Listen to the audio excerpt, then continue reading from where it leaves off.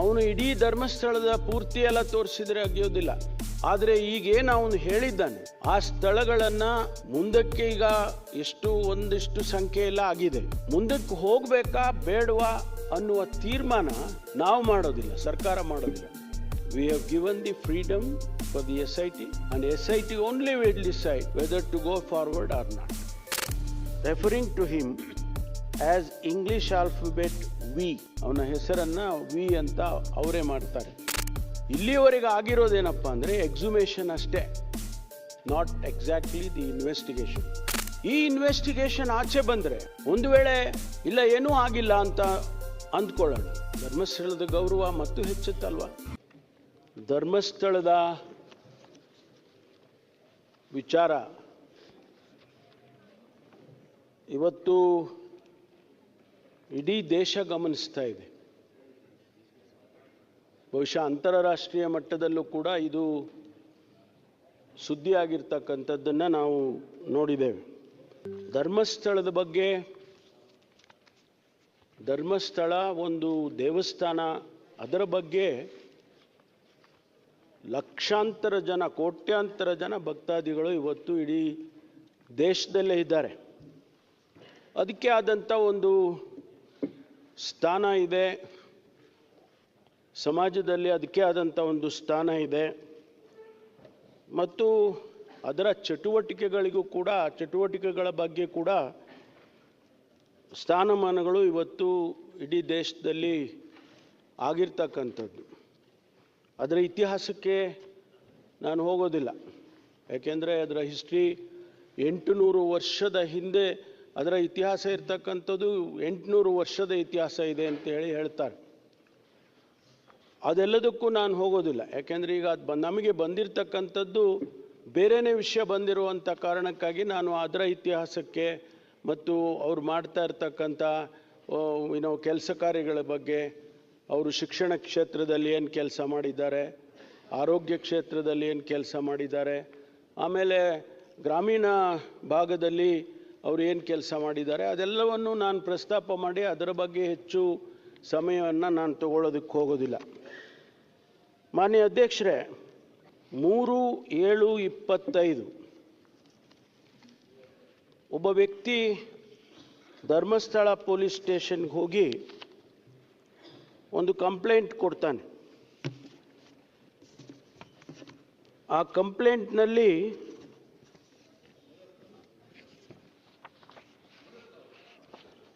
ಅವನು ಪ್ರಸ್ತಾಪ ಮಾಡಿರ್ತಕ್ಕಂಥ ವಿಷಯ,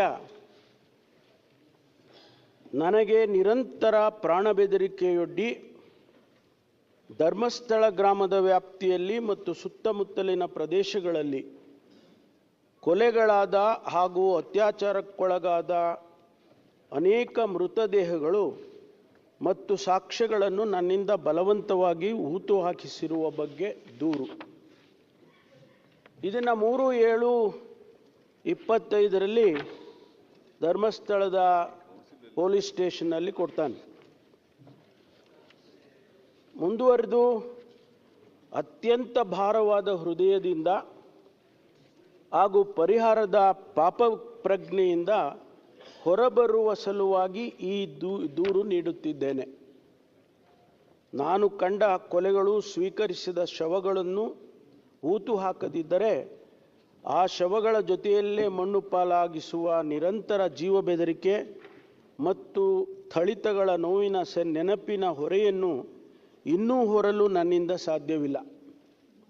ಈ ಮೂಲಕ ನಾನು ಬಹಿರಂಗಪಡಿಸುತ್ತಿರುವ ಕೊಲೆಯಾದ ಅನೇಕ ಪುರುಷರು ಮತ್ತು ಅತ್ಯಾಚಾರಕ್ಕೊಳಗಾಗಿ ಕೊಲೆಗಳಾದ ಅನೇಕ ಯುವತಿಯರು ಮತ್ತು ಮಹಿಳೆಯರ ಮಾಹಿತಿಯನ್ನು ತೀವ್ರಗತಿಯಲ್ಲಿ ತನಿಖೆಗೊಳಪಡಿಸಿ ನನಗೆ ಮತ್ತು ನನ್ನ ಕುಟುಂಬದ ರಕ್ಷಣೆಯನ್ನು ಒದಗಿಸುವಂತೆ ಕೋರುತ್ತಿದ್ದೇನೆ.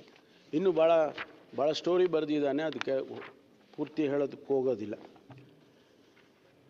ಅದಾದ ಮೇಲೆ ಆ ಪೊಲೀಸ್ ಸ್ಟೇಷನ್ನಲ್ಲಿ 4/7/25 FIR ಮಾಡ್ತಾರೆ.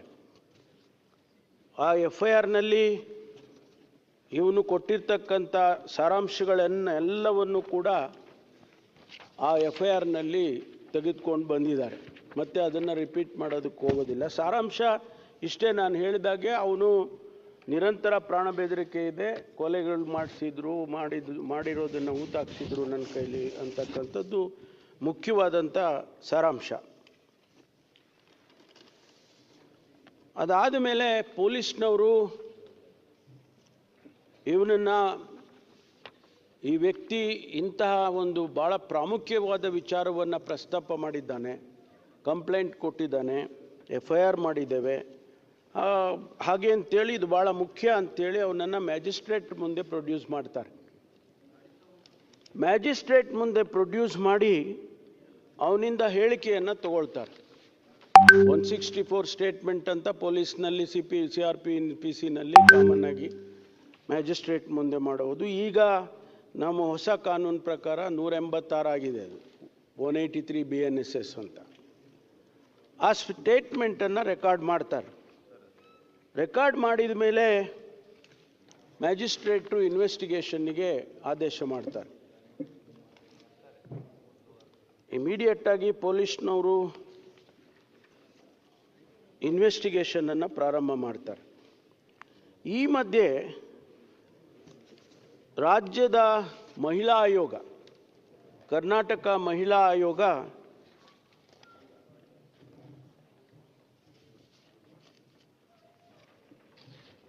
ರಾಜ್ಯದ ಮಹಿಳಾ ಆಯೋಗ ಅಧ್ಯಕ್ಷರು ಮಾನ್ಯ ಮುಖ್ಯಮಂತ್ರಿಗಳಿಗೆ ಒಂದು ಪತ್ರ ಬರೀತಾರೆ.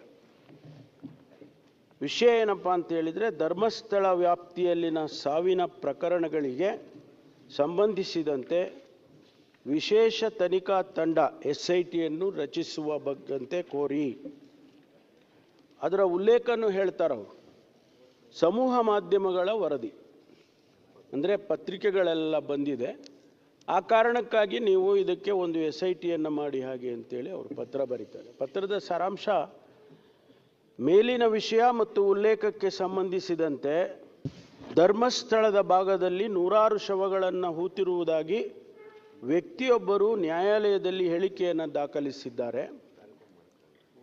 ದಿನಾಂಕ 12/7/25 ಟೈಮ್ಸ್ ನೌ ಮತ್ತಿತರ ಮಾಧ್ಯಮಗಳು ಮನುಷ್ಯರೊಬ್ಬರ ತಲೆಬುರುಡೆ ದೊರಕಿದ ಬಗ್ಗೆ ಹಾಗೂ ನಾಪತ್ತೆಯಾದ ವೈದ್ಯಕೀಯ ವಿದ್ಯಾರ್ಥಿನಿಯೊಬ್ಬರ ಕುಟುಂಬದವರ ಹೇಳಿಕೆಯ ವರದಿ ಪ್ರಸಾರವಾಗಿರುವುದನ್ನು ಆಯೋಗವು ಗಂಭೀರವಾಗಿ ಪರಿಗಣಿಸಿದೆ. ಆಮೇಲೆ ಈ ವಿಷಯಗಳನ್ನೆಲ್ಲ ಹೇಳಿದ ಮೇಲೆ ಕಡೆಗೆ ಹೇಳ್ತಾರೆ, ಹಾಗಾಗಿ ಧರ್ಮಸ್ಥಳದ ವ್ಯಾಪ್ತಿಯಲ್ಲಿ ಕಳೆದ 20 ವರ್ಷಗಳಿಂದ ನಾಪತ್ತೆಯಾಗಿರುವ ಮಹಿಳೆಯರು ಮತ್ತು ವಿದ್ಯಾರ್ಥಿನಿಯರ ಪ್ರಕರಣಗಳು ಅಸ್ವಾಭಾವಿಕವಾದಂಥ ಸಾವು, ಕೊಲೆ ಪ್ರಕರಣಗಳು ಮತ್ತು ಅತ್ಯಾಚಾರ ಪ್ರಕರಣಗಳಿಗೆ ಸಂಬಂಧಿಸಿದಂತೆ ಸಮಗ್ರ ಮತ್ತು ನಿಷ್ಪಕ್ಷವಾದ ತನಿಖೆಗಾಗಿ ಹಿರಿಯ ಪೊಲೀಸ್ ಅಧಿಕಾರಿಗಳ ನೇತೃತ್ವದಲ್ಲಿ ವಿಶೇಷ ತನಿಖಾ ತಂಡ SIT ರಚಿಸುವಂತೆ ಈ ಮೂಲಕ ತಮ್ಮನ್ನು ಕೋರುತ್ತೇನೆ. ಇದಾದ ಮೇಲೆ ಮಾನ್ಯ ಮುಖ್ಯಮಂತ್ರಿಗಳು ಮತ್ತು ನಾವು ಮಾತನಾಡಿದ ನಂತರ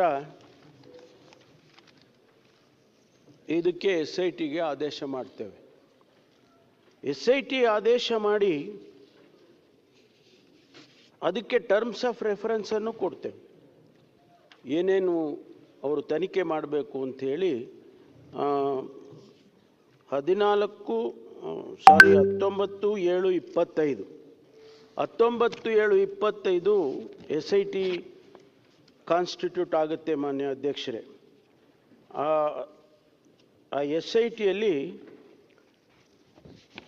ಮಾನ್ಯ ಡಾಕ್ಟರ್ ಪ್ರಣವ್ ಮೊಹಂತಿ IPS ಮುಖ್ಯಸ್ಥರು, ಅವರು ಪೊಲೀಸ್ ಮಹಾನಿರ್ದೇಶಕರು, ಆಂತರಿಕ ಭದ್ರತಾ ವಿಭಾಗ. ಅನುಚೇತ್ ಅಂತಕ್ಕಂಥವರು ಉಪ ಪೊಲೀಸ್ ಮಹಾನಿರ್ದೇಶಕರು, ನೇಮಕಾತಿ, ಅವರು ಸದಸ್ಯರು. ಆನಂತರ ಸೌಮ್ಯಲತಾ ಅಂತಕ್ಕಂಥವರು ಉಪ ಪೊಲೀಸ್ ಆಯುಕ್ತರು. ಜಿತೇಂದ್ರ ಕುಮಾರ್ ದಯಾಮ ಅಂತಕ್ಕಂಥವರು, ಅವರು ಕೂಡ ಪೊಲೀಸ್ ಅಧೀಕ್ಷಕರು. ಇದರಲ್ಲಿ ಶ್ರೀಮತಿ ಸೌಮ್ಯಲತಾ ಅವರು ಪತ್ರ ಕೊಟ್ಟು ನನಗೆ ವೈಯಕ್ತಿಕ ಕಾರಣಕ್ಕಾಗಿ ನನಗೆ ಬೇಡ, ಬೇರೆಯವ್ರಿಗೆ ನೀವು ಮಾಡಿ ಅಂತ ಹೇಳ್ತಾರೆ, ಅದನ್ನು ಬದಲಾಯಿಸ್ತೇವೆ. ನಂತರ ಈ SIT ಅವರು ಏನು ಲೋಕಲ್ ಪೊಲೀಸ್ ಧರ್ಮಸ್ಥಳ ಪೊಲೀಸ್ನವರು ತನಿಖೆ ಪ್ರಾರಂಭ ಮಾಡಿದರು, ಅವರಿಂದ ಈ ಒಂದು ಕೇಸನ್ನು ಅವರು ವಹಿಸ್ಕೊಂಡು ಅವರು ಪ್ರಾರಂಭ ಮಾಡ್ತಾರೆ.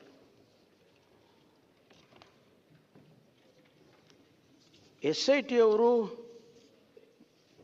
ಮತ್ತೆ ಅವನನ್ನು ಕರೆದು 161 ಸ್ಟೇಟ್ಮೆಂಟನ್ನು ತಗೊಳ್ತಾರೆ. ಅಂದರೆ ಅವನಿಂದ ಮತ್ತೊಂದು ಸ್ಟೇಟ್ಮೆಂಟನ್ನು ಪೊಲೀಸ್ನವರು ತಗೊಳ್ತಾರೆ. ಅದು ಬಿಫೋರ್ ದಿ ಪೊಲೀಸ್ ಆ ಸ್ಟೇಟ್ಮೆಂಟನ್ನು ರೆಕಾರ್ಡ್ ಮಾಡ್ಕೊಳ್ತಾರೆ. ಅದರಲ್ಲಿ ಅವನು ಹೇಳ್ತಾನೆ, ನಾನು ಇಂತಿಂಥ ಕಡೆ ಎಲ್ಲ ನಾನು ಹೂತಾಕಿದ್ದೆ, ಶವಗಳನ್ನು ಇಂತಿಂಥ ಸ್ಥಳದಲ್ಲಿ ನಾನು ಹೂತಾಕಿದ್ದೆ ಅಂತೇಳಿ ಹೇಳ್ತಾನೆ. ಆಗ ಅವರು ಅದನ್ನು ಮ್ಯಾಪ್ ಮಾಡ್ಕೊಳ್ತಾರೆ. ಮ್ಯಾಪ್ ಮಾಡಿಕೊಂಡು ಎಲ್ಲೆಲ್ಲಿ ಯಾವ್ಯಾವ ಸ್ಥಳದಲ್ಲಿ ಹೂತಾಕಿದ್ದಿದ್ದು ಅಂತ ಅವನು ಹೇಳಿದ್ದಾನೆ, ಅದನ್ನೆಲ್ಲ ಮ್ಯಾಪ್ ಮಾಡ್ಕೊಳ್ತಾರೆ. ಅದು ಆ ಮ್ಯಾಪ್ ಮಾಡ್ಕೊಂಡ ಮೇಲೆ ಆ ಸ್ಥಳಗಳನ್ನು ಎಕ್ಸ್ಯೂಮ್ ಮಾಡೋದಕ್ಕೆ, ಬಾಡಿಗಳಿದೆ ಅಂತ ಉದ್ದೇಶ ಇಟ್ಕೊಂಡು ಅದನ್ನು ಎಕ್ಸ್ಯೂಮ್ ಮಾಡೋದಕ್ಕೆ ಸಬ್ ಡಿವಿಷನ್ ಮ್ಯಾಜಿಸ್ಟ್ರೇಟೇ ಮಾಡಬೇಕು. ಅದನ್ನು ಪೊಲೀಸ್ನವರು ಕೂಡ ಮಾಡೋದಕ್ಕೆ ಆಗೋದಿಲ್ಲ. ಹಾಗಾಗಿ ಎಕ್ಸಿಕ್ಯೂಟಿವ್ ಮ್ಯಾಜಿಸ್ಟ್ರೇಟು, ಅಸಿಸ್ಟೆಂಟ್ ಕಮಿಷನರ್ ಇರ್ತಾರೆ, ಅವರ ನೇತೃತ್ವದಲ್ಲಿ ಎಕ್ಸುಮೇಷನ್ ಪ್ರಾರಂಭ ಆಗುತ್ತೆ. ಮಾನ್ಯ ಅಧ್ಯಕ್ಷರೇ, ಇಲ್ಲಿಯವರೆಗೆ ಸುಮಾರು ನಾನು ಸಂಖ್ಯೆಗಳನ್ನು ಹೇಳೋದಕ್ಕೆ ಹೋಗಲ್ಲ, ಯಾಕೆಂದರೆ ಅದು ಇನ್ನೂ ಕೂಡ ಅಧಿಕೃತವಾಗಿ ನಮಗೆ ಬರಬೇಕಾಗ್ತದೆ. ಎಕ್ಸುಮೇಷನ್ ಪ್ರಾರಂಭ ಮಾಡ್ತಾರೆ. ಸುಮಾರು ಜಾಗಗಳಲ್ಲಿ ಅದೆಲ್ಲವನ್ನು ತೆಗೆದಾಗ 2 ಜಾಗಗಳಲ್ಲಿ ಒಂದರಲ್ಲಿ ಅಸ್ಥಿಪಂಜರ ಸಿಕ್ಕುತ್ತೆ.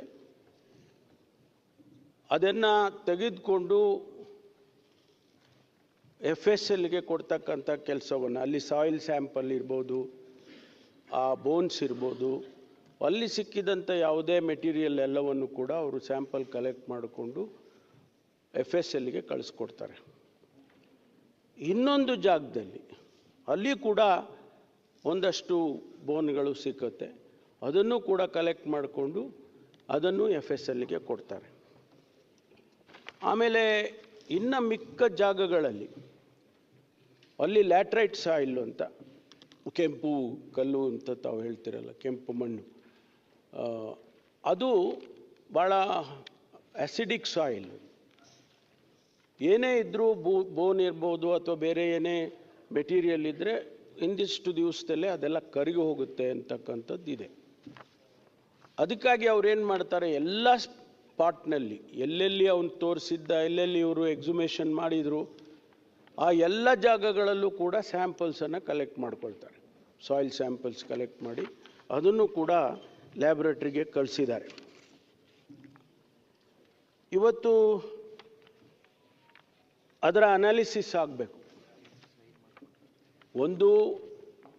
ಮೊದಲು ಅಸ್ಥಿಪಂಜರ ಸಿಕ್ತು ಅಂತ ಹೇಳಿದ್ನಲ್ಲ, ಆ ಜಾಗದಲ್ಲಿ ಆ ಅಸ್ಥಿಪಂಜರದ ಅನಾಲಿಸಿಸ್ ಆಗಬೇಕು.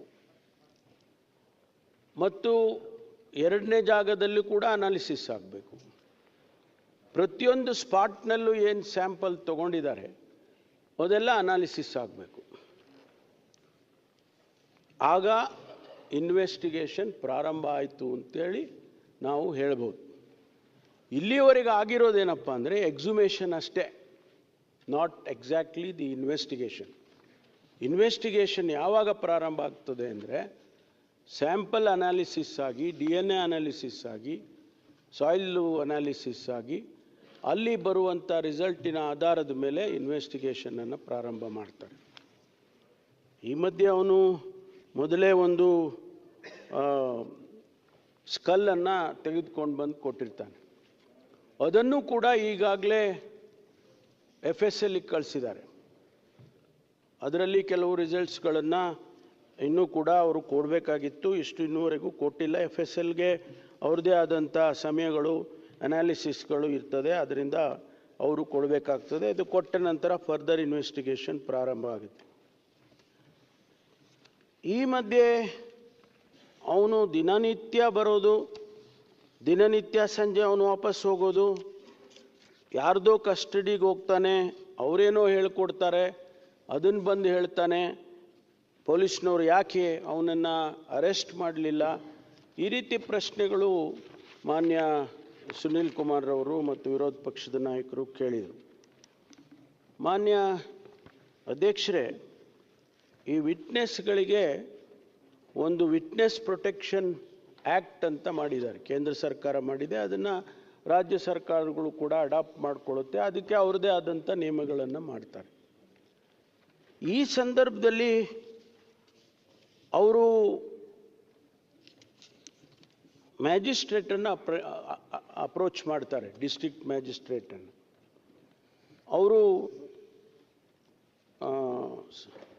ಆದೇಶ ಮಾಡಿದ್ದಾರೆ.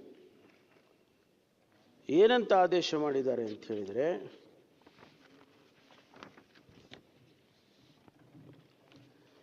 ಅದಕ್ಕೊಂದು ಸಮಿತಿ ಇದೆ, ಪ್ರಿನ್ಸಿಪಲ್ ಡಿಸ್ಟ್ರಿಕ್ಟ್ ಕೋರ್ಟ್ ಅಧ್ಯಕ್ಷತೆಯಲ್ಲಿ ಒಂದು ಸಮಿತಿ ಮಾಡಿದ್ದಾರೆ. ಆ ಸಮಿತಿ ಪೊಲೀಸ್ ಸೂಪರಿಂಟೆಂಡೆಂಟ್ ಇರ್ತಾರೆ, ಮೆಂಬರ್ ಸೆಕ್ರೆಟರಿ ಆಗಿ ಒಬ್ಬ ಪಬ್ಲಿಕ್ ಪ್ರಾಸಿಕ್ಯೂಟರ್ ಇರ್ತಾರೆ.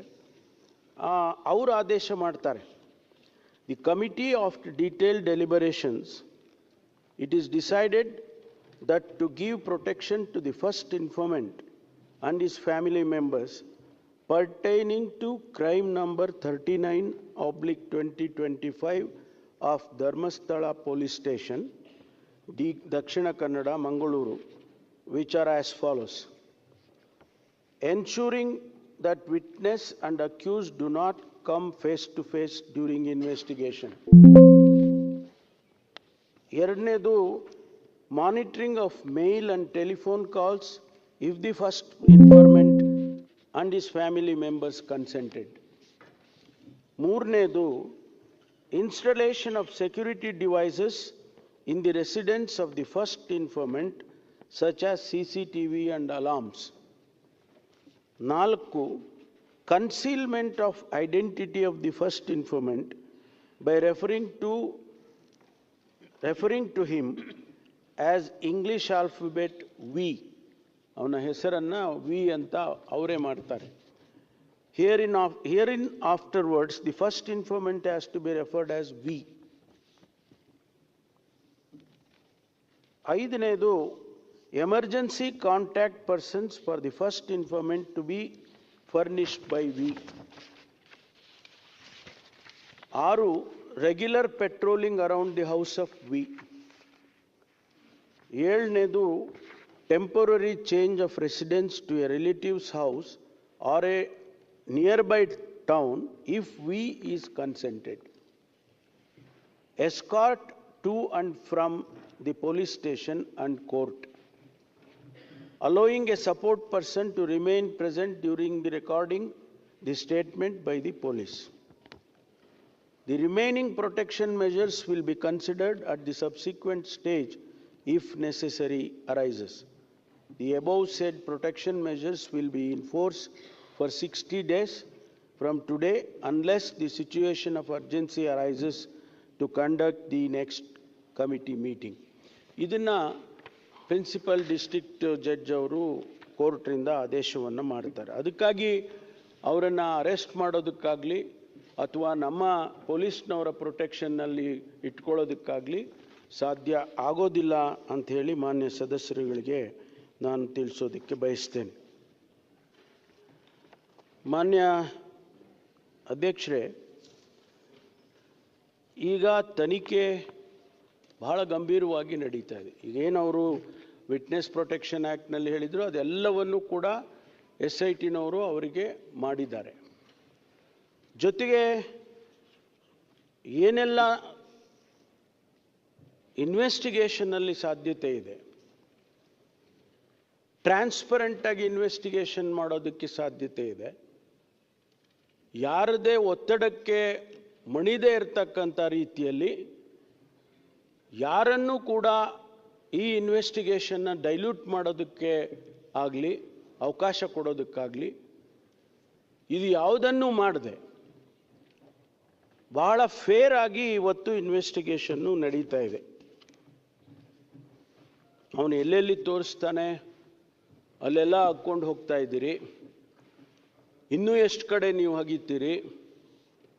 ಇದೆಲ್ಲ ಪ್ರಶ್ನೆಗಳು ಇವತ್ತು ಬಂದಿದ್ದಾವೆ. ಅವನು ಇಡೀ ಧರ್ಮಸ್ಥಳದ ಪೂರ್ತಿ ಎಲ್ಲ ತೋರಿಸಿದರೆ ಅಗಿಯೋದಿಲ್ಲ. ಆದರೆ ಈಗೇನು ಅವನು ಹೇಳಿದ್ದಾನೆ ಆ ಸ್ಥಳಗಳನ್ನು ಮುಂದಕ್ಕೆ ಈಗ ಒಂದಿಷ್ಟು ಸಂಖ್ಯೆ ಎಲ್ಲ ಆಗಿದೆ. ಮುಂದಕ್ಕೆ ಹೋಗಬೇಕಾ ಬೇಡವಾ ಅನ್ನುವ ತೀರ್ಮಾನ ನಾವು ಮಾಡೋದಿಲ್ಲ, ಸರ್ಕಾರ ಮಾಡೋದಿಲ್ಲ. We have given the freedom for the SIT, and SIT only will decide whether to go forward or not. ಈಗ ಇದನ್ನ ಖಾತ್ರಿ ಮಾಡ್ಕೊಳ್ಳೋದು ಹೇಗೆ? ಈಗ ಇದು ಅನಾಲಿಸಿಸ್ ಆಗಬೇಕು ಮಾನ್ಯ ಅಧ್ಯಕ್ಷರೇ. ಆ ಸ್ಥಳಗಳಲ್ಲಿ ಅವರು ಅನಾಲಿಸಿಸ್ ಮಾಡಿ, ಕೆಮಿಕಲ್ ಅನಾಲಿಸಿಸ್ ಮಾಡಿ, DNA ಮಾಡಿ, ಹೌದು ಅಲ್ಲೇನೂ ಇರಲಿಲ್ಲ, ಏನೂ ಇಲ್ಲ, ಆ ಸ್ಯಾಂಪಲ್ನಲ್ಲಿ ಯಾವುದೇ ರೀತಿಯ ಹ್ಯೂಮನ್ ಇದು DNA ಹ್ಯೂಮನ್ ಇದು ಬರಲಿಲ್ಲ ಅಂತಾದರೆ ಅದು ಬೇರೆ ಕನ್ಕ್ಲೂಷನ್ನಿಗೆ ಬರುತ್ತೆ. ಅಥವಾ ಒಂದು ವೇಳೆ ಅಲ್ಲಿ ಆ ಮೂಳೆ ಕರಗೋಗಿದೆ ಅಥವಾ ಇನ್ನೇನೋ ಆಗಿದೆ, ಆದರೆ DNA ಬಂದಿದೆ ಅಂತಾದರೆ ಅದು ಬೇರೆ ವಿಚಾರ ಆಗ್ತದೆ. ಅದು ಬರೋವರೆಗೂ, ಆ ರಿಸಲ್ಟ್ಸ್ ಬರೋವರೆಗೂ ಇದನ್ನು ಮುಂದಕ್ಕೆ ಹೋಗೋದನ್ನು ಸ್ಥಗಿತ ಮಾಡಬೇಕು ಅಂತೇಳಿ SITನವರು ತೀರ್ಮಾನ ಮಾಡಿಕೊಂಡಿದ್ದಾರೆ ಅಂತ. ಆ ರಿಸಲ್ಟ್ಸ್ ಬರಬೇಕು. ಆ ರಿಸಲ್ಟ್ಸಿಗೆ ನಾವು ಕಾಯಬೇಕಾಗ್ತದೆ. ಅದಾದ ಮೇಲೆ ಮುಂದಕ್ಕೆ ಇನ್ವೆಸ್ಟಿಗೇಷನ್ ಮುಂದುವರಿಯುತ್ತೆ ಅಂತಕ್ಕಂಥದ್ದನ್ನು ನಾನು ಸದನ ಕ್ರಮಕ್ಕೆ ತಮ್ಮ ಮೂಲಕ ತರೋದಕ್ಕೆ ಬಯಸ್ತೇನೆ. ಇವತ್ತು ಬಹಳಷ್ಟು ವಿಚಾರಗಳು ಸ್ಪೆಕ್ಯುಲೇಷನ್ ಮೇಲೆ ನಡೀತಾ ಇದ್ದಾವೆ. ಹೀಗಂತೆ ಹಾಗಂತೆ.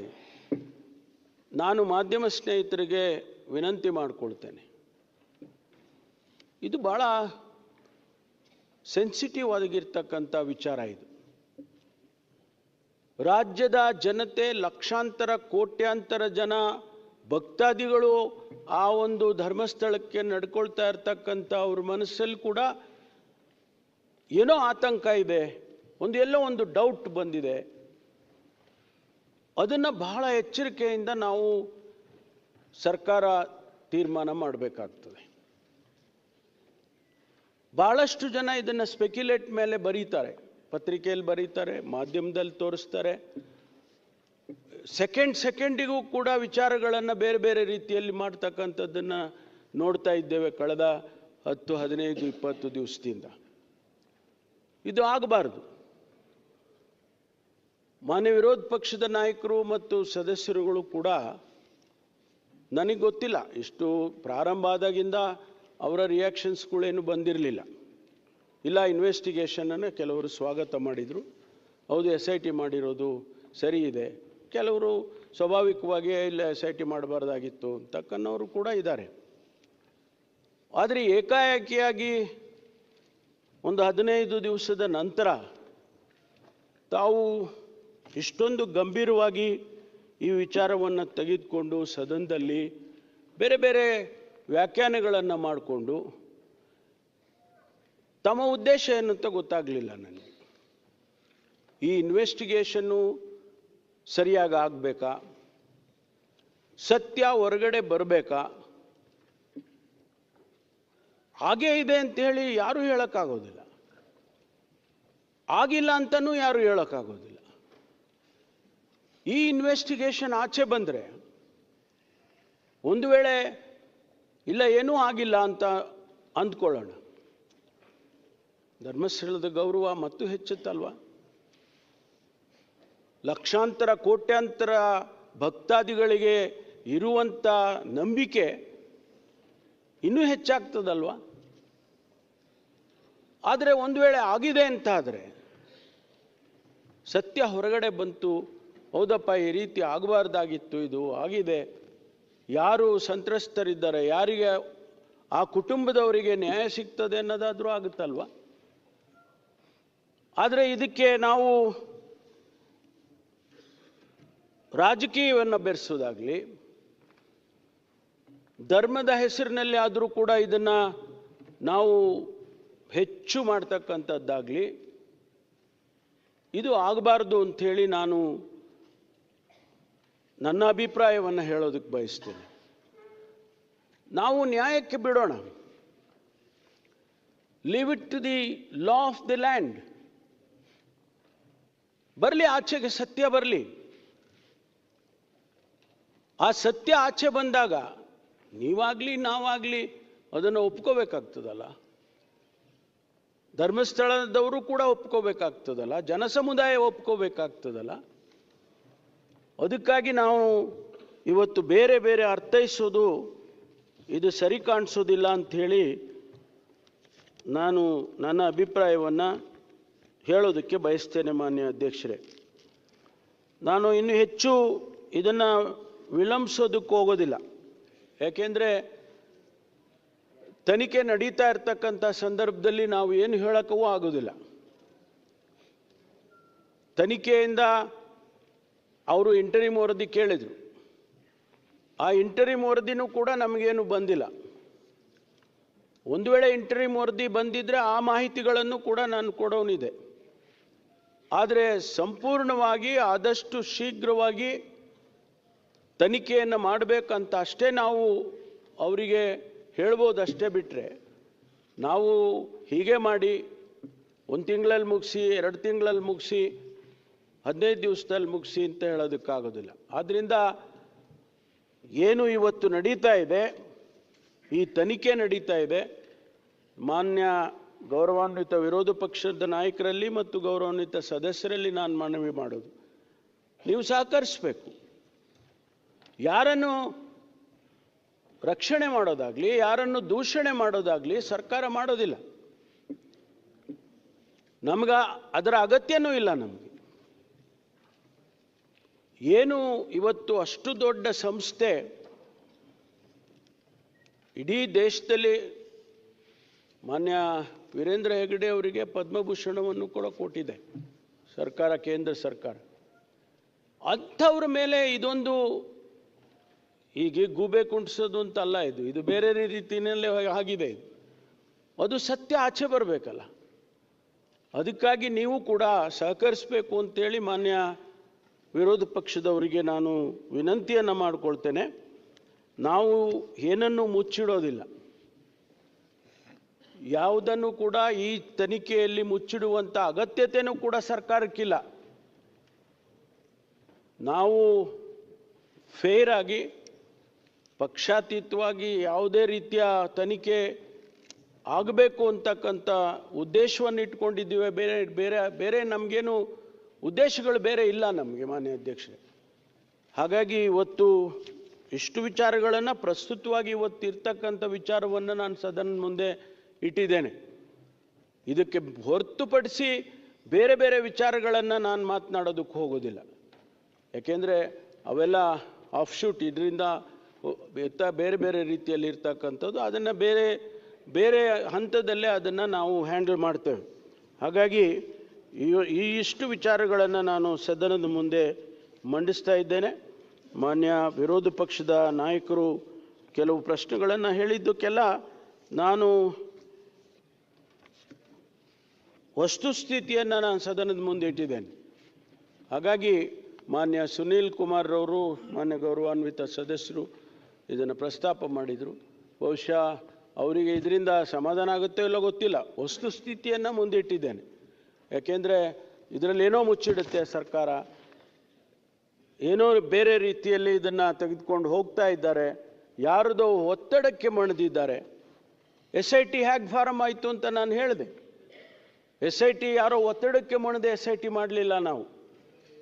SIT ಅಲ್ಲಿನ ಪರಿಸ್ಥಿತಿ, ಆ ಸ್ಥಳೀಯ ಪೊಲೀಸರು ಧರ್ಮಸ್ಥಳದ ಪೊಲೀಸ್ ಸ್ಟೇಷನ್ನಲ್ಲಿ ಇನ್ವೆಸ್ಟಿಗೇಷನ್ ಮಾಡೋದಕ್ಕೆ ಸಾಮರ್ಥ್ಯ ಇರೋದಿಲ್ಲ.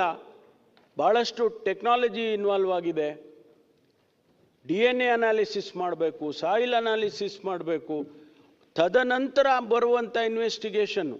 ಅನಾಲಿಸಿಸ್ ಅಲ್ಲಿಗೆ ಮುಗ್ದೋಗೋದಿಲ್ಲ ಮಾನ್ಯ ಅಧ್ಯಕ್ಷರೇ. ಅನಾಲಿಸಿಸ್ ಆದಮೇಲೆ ಬರುತ್ತೆ ಇನ್ವೆಸ್ಟಿಗೇಷನ್.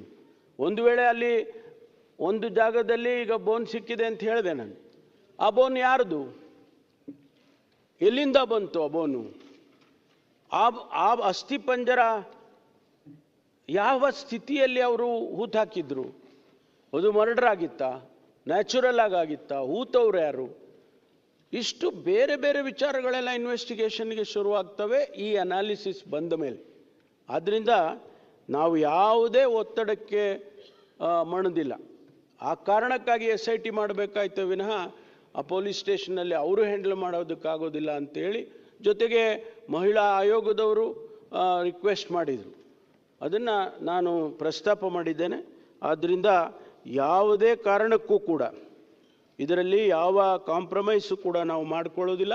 ಸತ್ಯವನ್ನು ಹೊರಗೆ ತರ್ತೇವೆ. ಸತ್ಯ ಹೇಳಿದೆ 164 ಸ್ಟೇಟ್ಮೆಂಟಲ್ಲಿ ಅವರು ಏನು ಹೇಳಿದ್ದಾರೆ ಅವೆಲ್ಲವನ್ನು ವೆರಿಫೈ ಮಾಡ್ತಾ ಇದ್ದೇವೆ. ಒಂದೊಂದಾಗಿ ಅವರು ಹೇಳಿದ ಪ್ರತಿಯೊಂದು ವಿಚಾರವನ್ನು ಕೂಡ ಇವತ್ತು ನಾವು ಅದನ್ನು ಇನ್ವೆಸ್ಟಿಗೇಷನ್ ಮಾಡ್ತಕ್ಕಂಥ ಕೆಲಸವನ್ನು ನಾವು ಮಾಡ್ತೇವೆ ಅಂತಕ್ಕಂಥ ಮಾತನ್ನು ಹೇಳಿ ಸಮಯ ಕೊಟ್ಟಿದ್ದಕ್ಕಾಗಿ ನಮಗೆ ಧನ್ಯವಾದಗಳನ್ನು ಹೇಳಿ ನಾನು ಮಾತು ಮುಗಿಸ್ತೇನೆ.